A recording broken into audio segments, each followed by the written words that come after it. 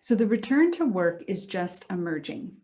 And with that will come a mishmash of emotions: fear, frustration, excitement, inspiration, gratitude, uncertainty, annoyance, stress, fatigue.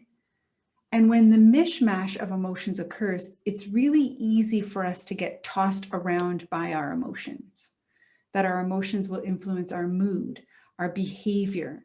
They'll influence our decision making, our relationships that we're having. It'll influence how we even communicate. So learning to manage our emotions comes with our ability to manage time. We all need a certain amount of resiliency and patience to navigate the emergence back into the workplace, to navigate those waters ahead. So one of the things that we learn to do in emotional intelligence is our emotional self-awareness. First, I have to know which emotions I'm experiencing and what's contributing to that experience of them. And then next, I have to know how to manage them. And so when I talk about managing emotions as learning to manage time, that's using our skill of impulse control. The other thing is using our skill set to acknowledge what we're thinking about. So emotions are impermanent. They do not last forever. We know this. They do last a long time if we give them a lot of attention, though. Sometimes we just need to wait a minute, let the emotion physiologically process itself through our bodies, try not to give it any attention, and oftentimes in less than a minute, it's gone and another one has replaced it.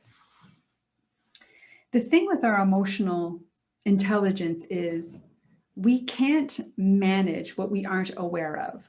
So our emotional intelligence development has to start with heightening our emotional self-awareness, our noticing muscles, our being present to be able to catch the emotion when it occurs. So how do you flex your noticing muscles? One thing that you can do is meditation and mindfulness practices, because those strengthen the muscles that we use to stay and be present.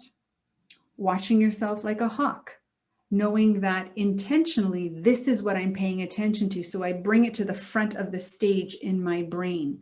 And I might set up things like sticky notes or reminders that this is what I'm paying attention to bring my focus back to it each time.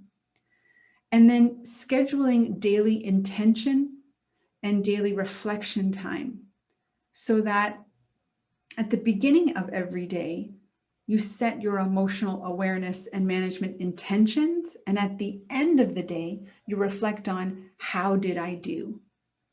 And in that how did I do, you will figure out ways that you want to tweak your skill set for the next day so you can keep increasing your emotional intelligence skills, both the awareness and management skills.